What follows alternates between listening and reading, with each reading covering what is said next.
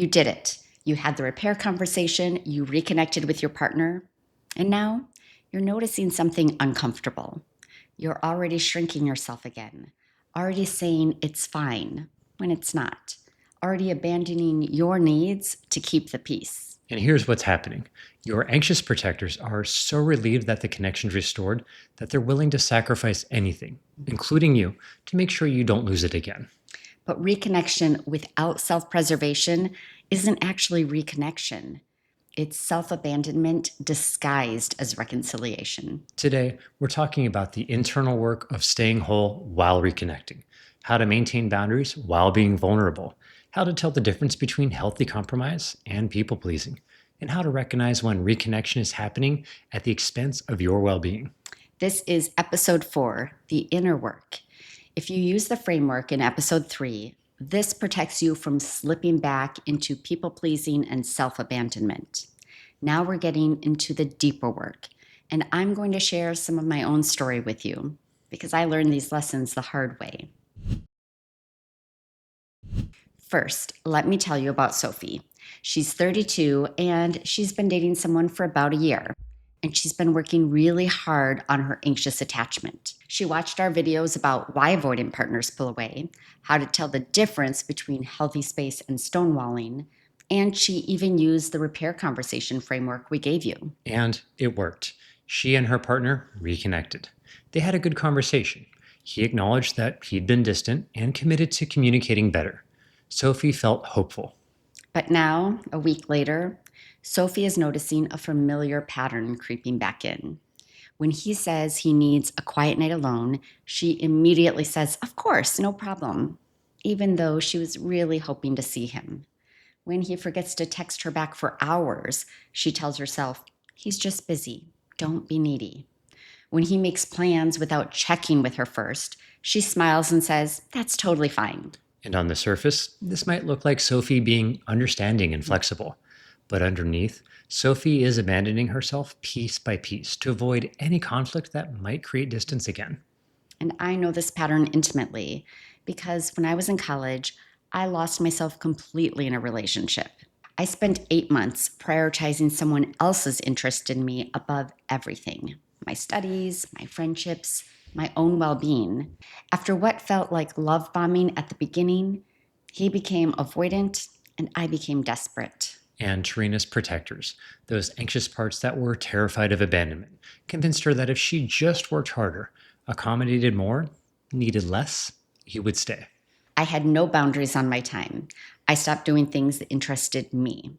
During the period when we'd broken up, but were still spending all of our time together, I would stand around for hours watching him play video games at the mall just to be near him. I made him my entire world, and in the process, I disappeared. And here's what's crucial to understand. Tehrina's protectors thought they were keeping her safe. They thought, if we hold on tight enough, if we need little enough, if we make ourselves indispensable, he won't leave. But those protectors were actually harming her by making her abandon herself. It took my family intervening by calling my university counseling office to get me into therapy, for me to finally start seeing what was happening. And it took hitting an emotional bottom, unable to eat, sleep, or function before I realized that what I thought was love was actually me losing myself to avoid the pain of abandonment. So today, we're going to help you recognize when reconnection is costing you too much. And we're going to give you the internal tools to stay connected to your self-energy, even when your anxious protectors are screaming at you to abandon your boundaries to keep the peace. Okay, so let's start by helping you recognize when you're losing yourself during reconnection, because self-abandonment doesn't always look dramatic. Sometimes it's subtle. Sometimes it disguises itself as being a good partner. And from an IFS perspective, what's happening is that your anxious firefighter parts have taken over from yourself. Remember, firefighters are the parts whose job is to immediately extinguish emotional pain. And for anxious attachment, one of their favorite strategies is people-pleasing and self-abandonment. These firefighters think if we just make ourselves smaller, easier, less needy, if we accommodate everything they want, then they won't leave and we won't have to feel that abandonment pain.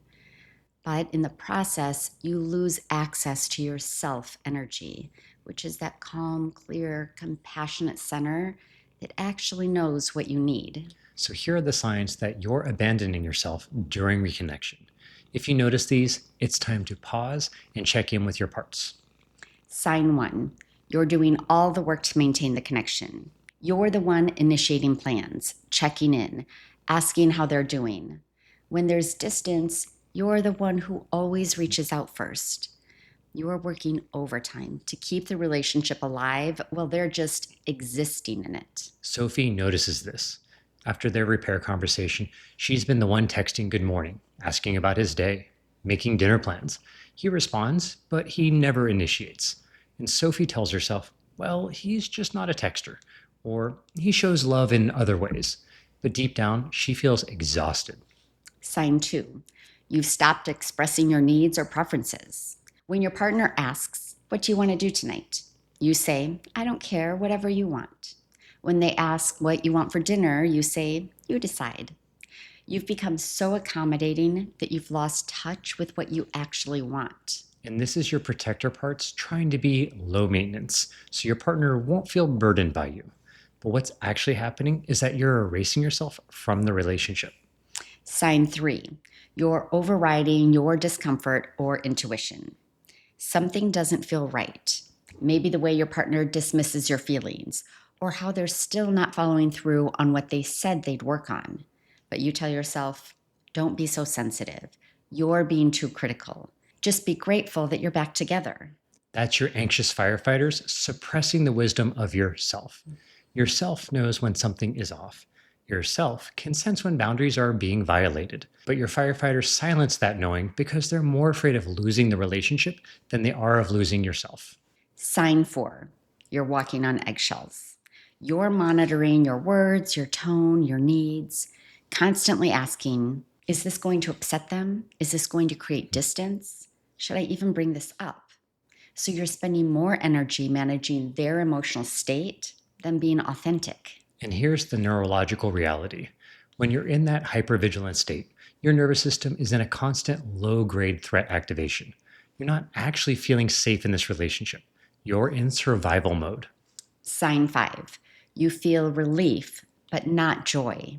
When you reconnect, you don't feel genuinely happy or at peace. You feel relieved that the painful distance is over, but there's no deep sense of security or delight in being together. It's just relief that you're not suffering the anxiety of disconnection. That distinction is huge. Relief is your firefighters celebrating that they stopped the pain. Joy is yourself experiencing genuine connection. If you're only feeling relief and not joy, that's information. And here's what I had to learn the hard way in that college relationship. What felt like intense love, that desperate need to be near him, the relief when he paid attention to me, the high of reconnection after distance. That wasn't actually love. That was intermittent reinforcement triggering my attachment system. Intermittent reinforcement is one of the most powerful psychological mechanisms. When rewards are unpredictable, sometimes you get attention, sometimes you don't. Sometimes they're close, sometimes they withdraw. Your brain becomes obsessed with getting that reward. It feels like intense connection, but it's actually addiction.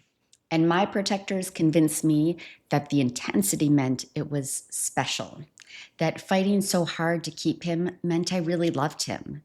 But looking back, I can see I wasn't fighting for love. I was fighting to avoid the pain of abandonment. And in that fight, I completely lost myself. Now, before we talk about how to stay connected to yourself during reconnection, and we're going to give you practical tools for this, let's take a moment for those of you who are new here. Yes, welcome to our community. I'm Tehrina Terry, and this is my partner, Joel Terry, and this is Da Vinci Terry. We're all licensed therapists. Joel brings the science, I bring the heart, and Da Vinci brings the purrs. If you're finding this video helpful, please subscribe for more videos on how to build healthy, secure relationships. And leave a comment below. I love spending time in the comments section connecting with you all. All right, so you're recognizing these signs of self abandonment. Now, what do you actually do about it? So, we're going to give you a self check framework, a structured way to assess whether reconnection is happening in a healthy way or whether you're abandoning yourself.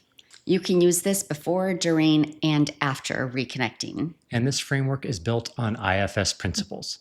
The goal is to help you unblend from your anxious firefighter parts, access your self energy, and make decisions from that grounded place instead of from panic. Before you reach out or respond to your partner's reconnection, pause and ask yourself, which part of me wants to reconnect right now? If it's yourself, that calm, clear, compassionate center, you'll feel curious, open, and grounded. You might think, I'd like to reconnect and see how we can move forward together. But if it's your anxious firefighters, you'll feel urgent, desperate, or scared. You might think, I need to fix this right now. I can't stand this distance. I'll do whatever it takes to make this better. And here's the practice. When you notice your firefighters are driving, don't judge them. They're trying to protect you. Instead, thank them for trying to keep you safe, and then ask them to step back so yourself can lead. You might say internally, thank you for trying to protect me from abandonment. I know you're scared, but I've got this. I can handle this reconnection from a grounded place. You don't have to work so hard. And that's called unblending in IFS, creating some space between you and your protective parts so yourself can emerge. As you're reconnecting, whether in conversation or over time, regularly check in with yourself, asking, am I expressing what I actually need, or am I accommodating to avoid conflict? Do I feel safe being honest about my feelings, or am I censoring myself? Is my partner doing their part to repair and change patterns, or am I doing all the work? Am I feeling genuine joy and security, or just relief that the painful distance is over? These questions help you notice in real time when your firefighters are taking over and you're starting to abandon yourself. So Sophie might notice mid-conversation with her partner, wait, he just said he can't commit to weekly date nights, and I immediately said, that's okay, but actually, I'm really disappointed. This is important to me. That awareness is herself starting to speak up. And then Sophie has a choice. She can let her firefighters keep the peace by staying silent, or she can access herself and say, actually, can I share more about that? Consistent quality time is really important to me. And I'd like to talk about how we can get both of our needs met. That's speaking from self. It's vulnerable, it's boundaried, and it's honest. After you've reconnected, take some time, maybe a day or a week, to reflect on these questions. Since we reconnected, have I been able to express my needs without my partner becoming defensive or withdrawn? Has my partner followed through on what they committed to during our repair conversation? Do I feel more secure in the relationship? Or am I still anxious and hypervigilant?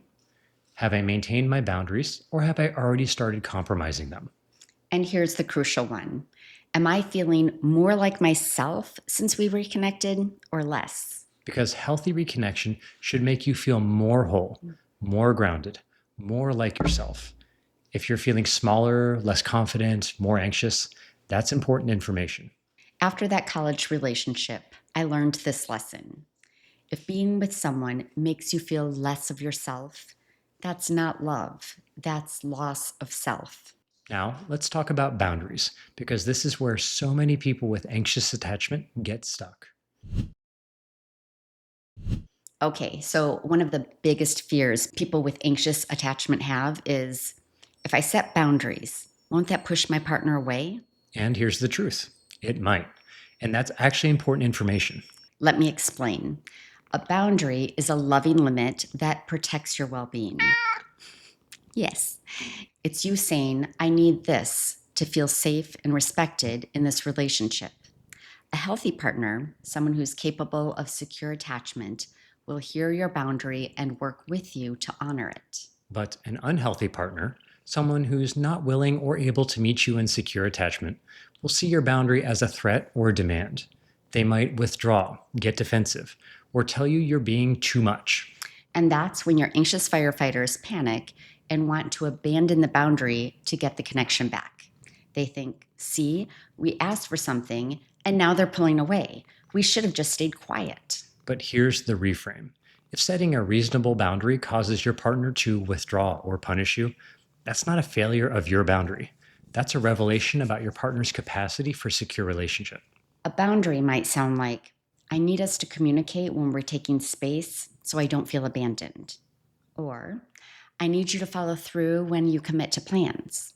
Or, I need to know that when I express something that's bothering me, you'll stay engaged and work through it with me rather than shutting down. These are reasonable relationship needs. If your partner can't or won't meet you there, that doesn't mean you're asking for too much. It means they're not able to give you what you need for a secure relationship.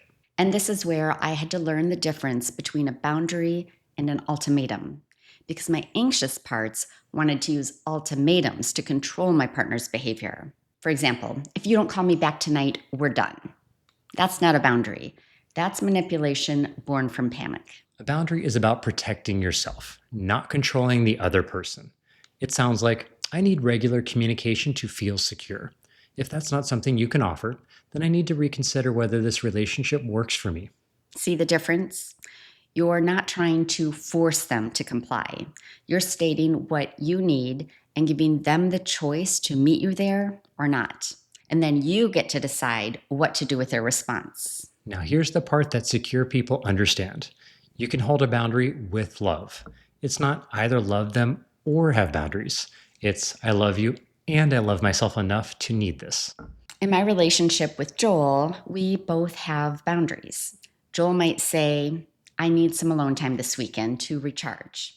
And I don't hear that as rejection. I hear that as Joel taking care of himself so he can show up fully in his life and in our relationship. And Tehrina might say, I need us to have a weekly date night where we prioritize connection. And I don't hear that as demanding. I hear that as Tehrina expressing a need that helps her feel loved and secure. We honor each other's boundaries because we want each other to feel whole, not because we're afraid of losing each other if we don't comply. That's the difference between secure and insecure relating. Insecure relating says, I'll abandon my boundaries to keep you.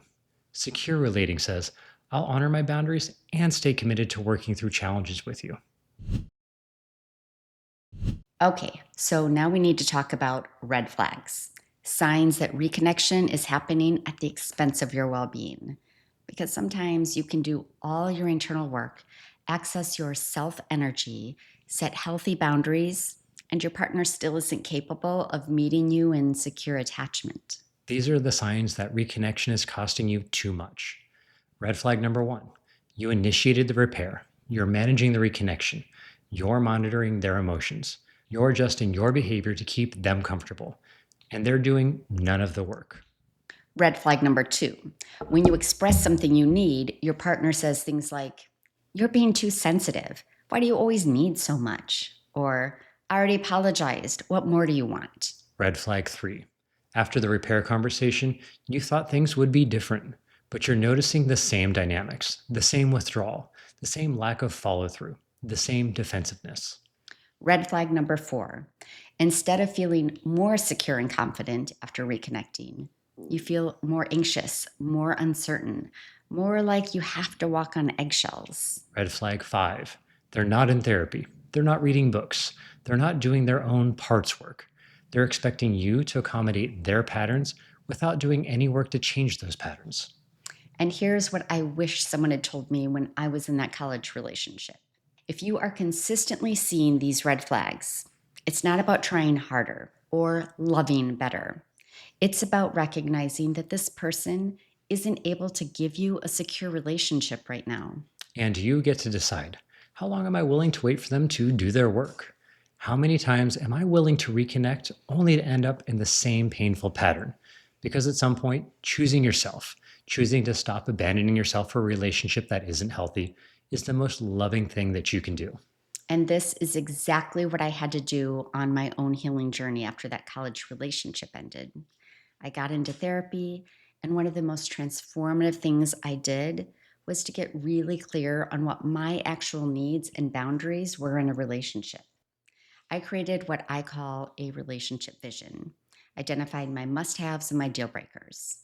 My must-haves were the things I needed to feel safe, loved, and valued. And my deal breakers were the things I would no longer tolerate, like someone who stonewalled or who made me feel like my needs were too much or who wasn't willing to do their own healing work. And that clarity changed everything. Because when Tehrina met me, she knew exactly what she needed and what she wouldn't accept. She wasn't trying to make me fit into her life. She was assessing whether we were actually compatible. And that's what this guide does. If you want to get really clear on what you need in a relationship and what your non negotiables are, we have a must haves and deal breakers guide that walks you through creating your own relationship vision, which I created to share exactly what I did on my healing journey. And it set the path that eventually led me to Joel, to a relationship where I didn't have to abandon myself to be loved. We'll link it in the description below, along with a video we made that talks you through creating your relationship must haves and deal breakers. Because knowing what you need is the first step to never settling again. All right, let's talk about the science behind self abandonment, people pleasing, and what happens in your brain and nervous system during reconnection. First, let's talk about the fawn response. Most people have heard of fight, flight, and freeze, but there's a fourth survival response called fawn, and it's one of the most common in anxious attachment. Fawning is when you abandon your own needs and boundaries to please others as a way to stay safe. So when Sophie immediately says, "That's fine," even though it's not, that's a fawn response. Her nervous system is saying, if I accommodate, if I don't make waves, they won't leave. Research on people pleasing shows that it's associated with decreased self esteem, increased anxiety and depression, and paradoxically, less relationship satisfaction over time. Why? Because when you consistently abandon yourself, you build resentment and lose respect for yourself. Now let's talk about differentiation. Marie Bowen, founder of family systems theory, described differentiation as the ability to maintain your sense of self while staying emotionally connected to others. High differentiation means you can be close to your partner without losing yourself. Low differentiation means you either fuse with your partner, becoming enmeshed and losing boundaries, or you distance yourself completely. So when Tehrina shared that she lost herself in that college relationship, that's an example of experiencing very low differentiation. She couldn't be close to him without completely fusing with him. Research shows that higher differentiation is associated with better relationship satisfaction, lower anxiety, and greater emotional health. And the good news? Differentiation can be developed through therapy, self awareness work, and learning to access self energy consistently. Now let's talk about self compassion. Dr. Kristen Neff's research on self compassion shows that people who are self compassionate have more satisfying relationships, are more resilient after breakups, and are better able to maintain boundaries without guilt. So, the more compassion you have for yourself, the less likely you are to abandon yourself for a relationship. And here's what's beautiful: research on attachment shows that you can develop earned secure attachment. Even if you didn't have secure attachment in childhood, you can heal those patterns through therapy, healthy relationships, and consistent parts work. Your brain is neuroplastic, it can change. Studies show that adults who do this work, who learn to recognize their protective parts, access self energy, and choose partners who are also willing to do their work, can shift from anxious attachment to secure attachment within 12 to 24 months of focused effort. So change is possible. It's not fast or easy, but it's possible. So let's get to the heart of it, because I know some of you are watching this and recognizing yourself in Sophie's story or in my college story. Maybe you're realizing that you've been abandoning yourself in the name of keeping the relationship alive. And I want you to hear this. You are not broken for having learned to people please. You developed this strategy because at some point in your life, it kept you safe. Maybe as a child, accommodating kept you from being punished or abandoned. Maybe you learned that your needs were burdensome, so you made yourself smaller. That wasn't your fault. Your protective parts, those anxious firefighters, developed those strategies to protect you. They deserve compassion, not shame. But here's what I also need you to hear. What kept you safe as a child is now harming you as an adult. People pleasing is not protecting you, it's causing you to lose yourself piece by piece. And at some point, you have to choose. Do I keep abandoning myself to avoid abandonment? Or do I start honoring myself, even if it means risking the relationship? And I know that choice is terrifying because your protectors are screaming, if we stop accommodating, they'll leave us. We'll be alone. We can't survive that. But here's what I learned after hitting rock bottom in that college relationship and doing years of healing work. You can survive being alone. In fact, being alone and whole is infinitely better than being partnered and hollow. Here's what the research shows. When you start honoring yourself, when you maintain your boundaries, express your needs, stay connected to your interests and friendships, you become more attractive to securely attached partners, not less. Because secure people don't want partners who erase themselves. They want a partner who knows who they are, what they need, and who can stand in their wholeness while still being open to connection.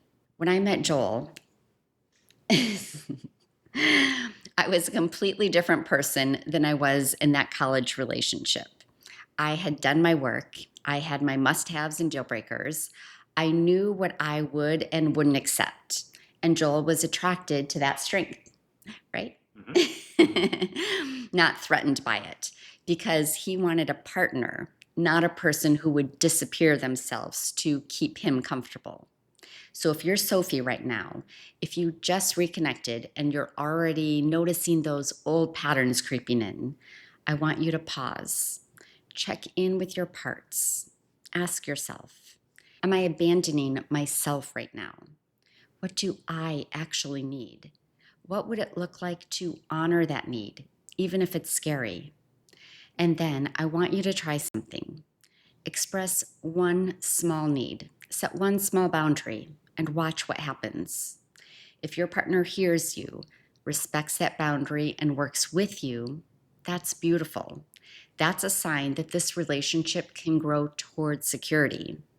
But if your partner gets defensive, withdraws, or punishes you for having a need, that's also important information. That's your partner showing you that they're not capable of secure attachment right now. And then you get to decide, can I accept this relationship as it is, or do I need more than this person can give? There is no shame in either choice. But what I don't want for you is to spend years making yourself smaller, silencing your needs, walking on eggshells, hoping that if you just love hard enough, they'll change. They won't change unless they choose to do their own work.